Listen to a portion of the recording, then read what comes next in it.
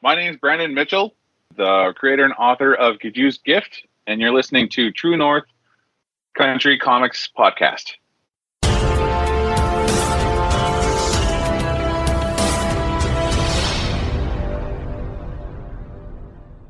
Welcome to the True North Country Comics Podcast, dedicated to promote Canadian comic book and graphic novel creators and supporters.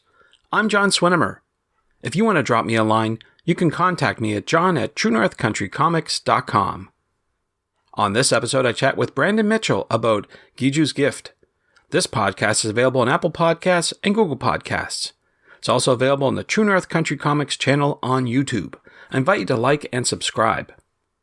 From Loups-du-Gouges, Quebec, and now based in Fredericton, New Brunswick, Brandon is the founder of Birch Bark Comics and creator of the Sacred Circles comics series, which draws on his Mi'kmaq heritage. He's written 5 books with a healthy Aboriginal network: Lost Innocence, Drawing Hope, River Run, Making It Right, and Emily's Choice. Brandon has written and illustrated John Paul's Daring Adventure stories from the Old Mobile for the University of Alabama, as well as 2 Mi'kmaq language-based stories for the Loups-du-Gouges Education Directorate. He has also completed an art installation for Heritage and Culture New Brunswick. His current project is Giju's Gift, illustrated by Veronica Baranova. Giju's Gift is a story of a Mi'kmaq girl who battles an ancient giant and forms an unexpected friendship in the first volume of the series of graphic novels inspired by traditional stories. And so, without further ado, here's my chat with Brandon Mitchell about Giju's Gift and more. So, Brandon Mitchell, thank you very much for taking time to chat with me. Willie Sibu, thank you very much for having me. Sure, appreciate your time. What I usually do to start off the interview is ask the creator about their first comic book. So I'm wondering if you remember, what was the first comic book that you read? I can vividly remember this because it's a memory that stayed with me forever. I remember there was 2 comics, and this was back when I was 10 years old, and it was my mom that bought them for me. It was Incredible Hulk. I don't remember the issue, but I remember seeing the cover at a gas station, and I asked her if I could get it, and she was like, "Yep." And I was like, "Really? Awesome." And the next book was in that same rack. I decided to push my luck a little bit further, and I saw Teenage Mutant Ninja Turtles, the movie comic. So I was just like, "Can I get this one too?"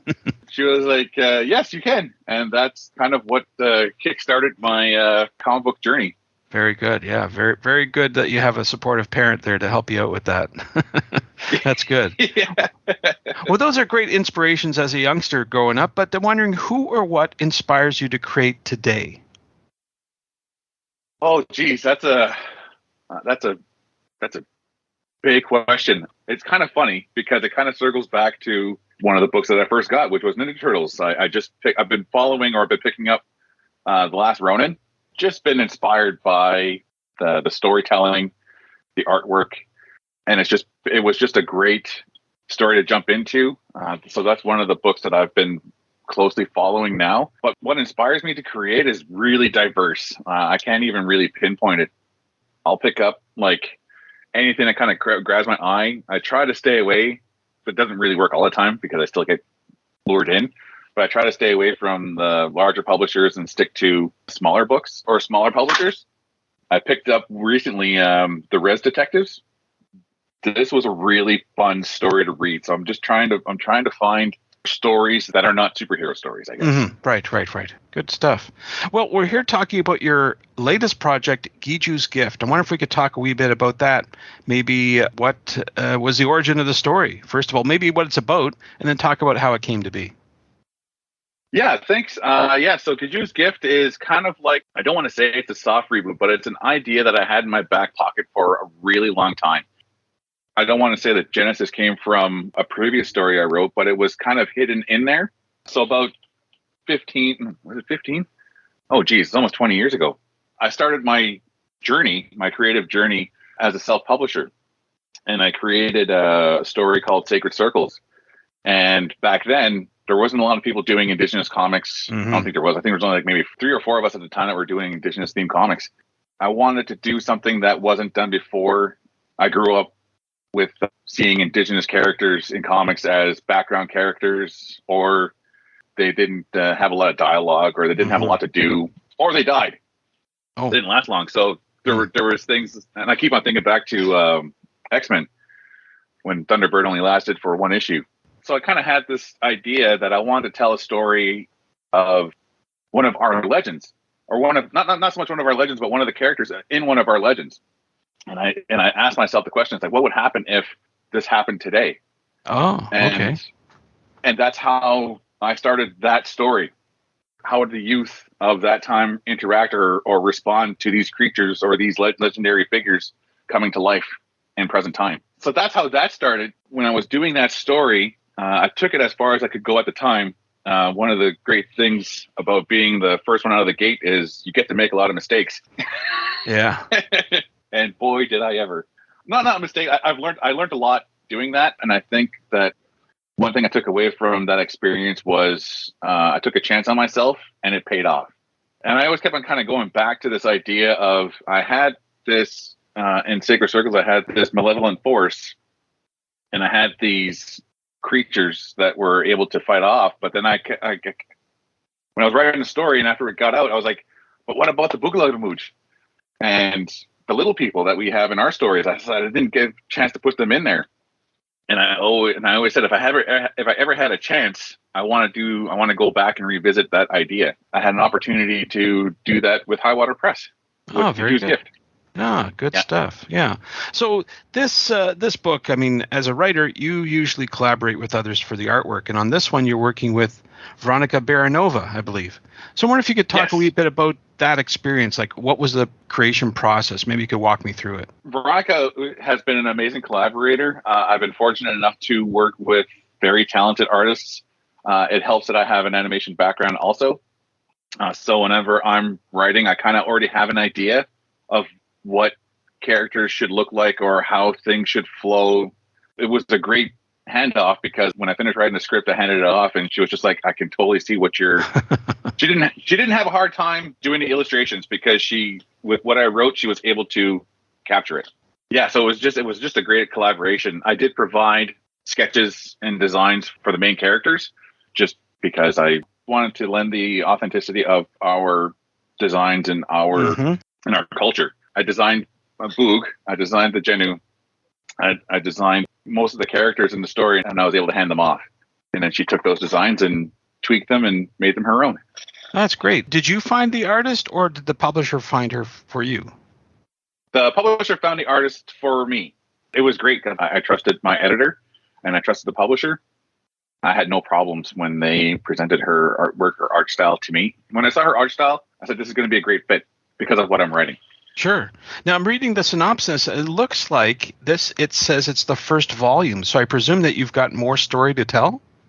Yes, I do have more story to tell. I was fortunate enough to, I guess the rule of thumb is you try to write a self-contained story, right? But you try to leave it open for more possible adventures. This one is kind of a self-contained story, but it was really leaning more into there's more adventures to come. And I was really excited for the opportunity after this book was, I think it was halfway through, and then they asked me if I had another idea.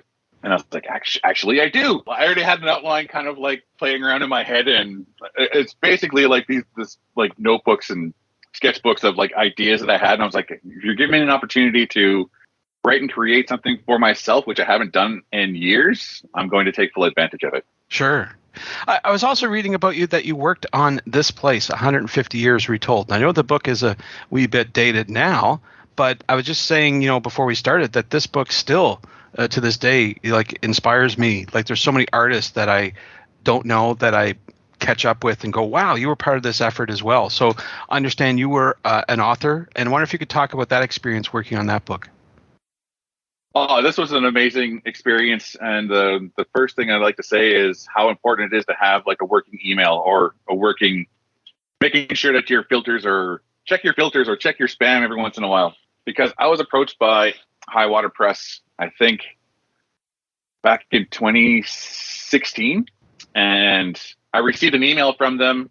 It was very cordial, and it was like, are you Brandon Mitchell? Are you the author of such and such? And have you done this work? And I replied back. I was like, oh, hi, thanks for reaching out. And yeah, this is me. And sent the email off and said nothing. So I was just like, oh, okay, whatever. Like, no big deal. Like, it happens. And then the following year, like almost a year to the date, I get another email, and I was just like, the name's familiar, the question's the same, and I replied back, and I was like, yeah, this is Brandon Mitchell, and yeah, I've done these things, and then I sent the email off, and once again, I didn't hear nothing back, so I was like, oh, okay, fine. And it was only through my LinkedIn. I think it was like maybe 6 months after that email, or 4 to 6 months after that email sent off, or that I sent the email off. I got a message from LinkedIn, and it was Laura, my editor, or soon to be editor. And this one was more like, "Are you Brandon Mitchell?" Like, I was like, "Yes, I am." Are you so and so? Have you done these books? I was like, "Yes, I did." And I was just like, at first, I was just like, "Why does this name sound so familiar?"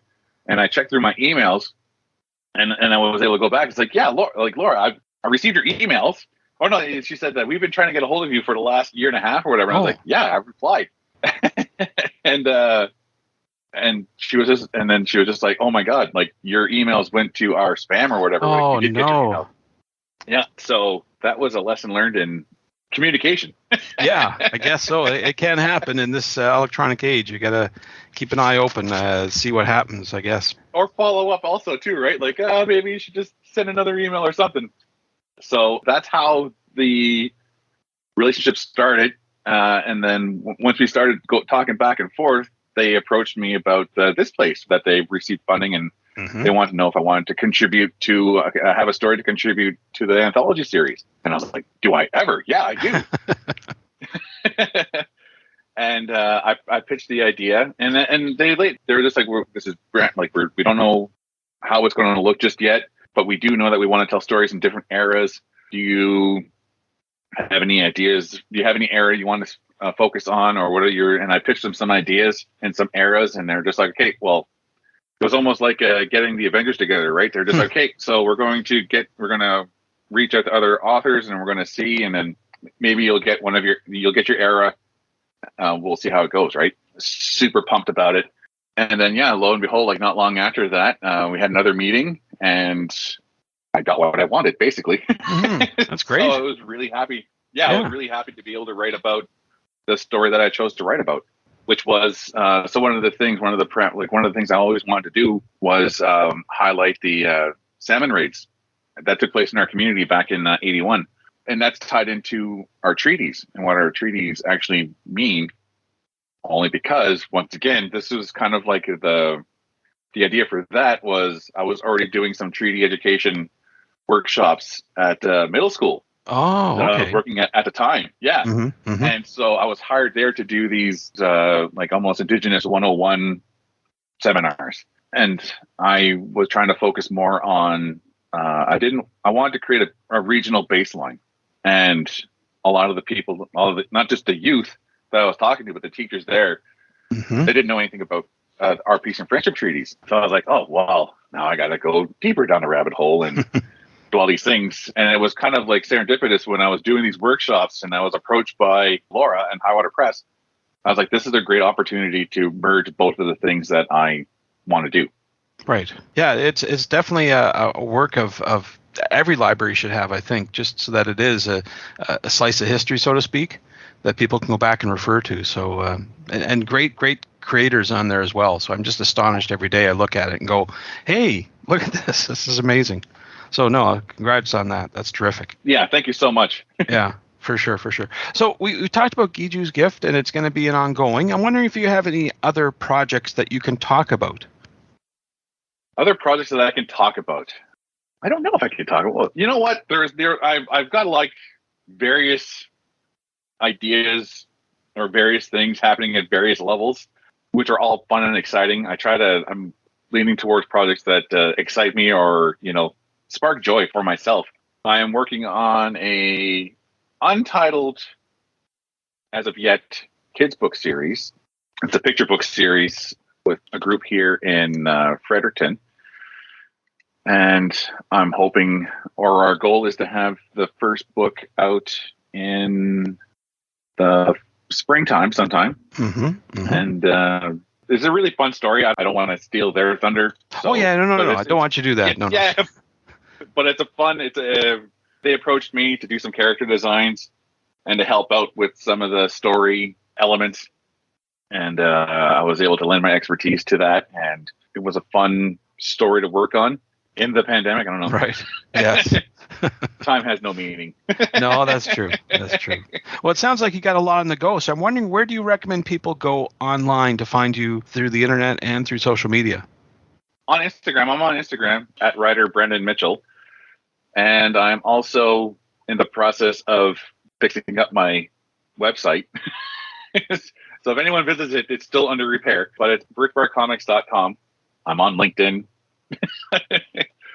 I have a Twitter account, but I'm barely on it. So most of my interaction and updates are on Instagram. Very good. Well, Brandon, those are all the questions I have for you, but I'm wondering, is there something I didn't ask that you'd like to get across in this interview? Thank you for reaching out. I'm super excited to have the book released. I always get excited at book release time because it's the culmination of all this work and effort and time, and to actually see it out in the real world is really exciting to me. And I really hope that everyone that picks it up really enjoys it and has fun with the book. And hopefully they come along for part 2.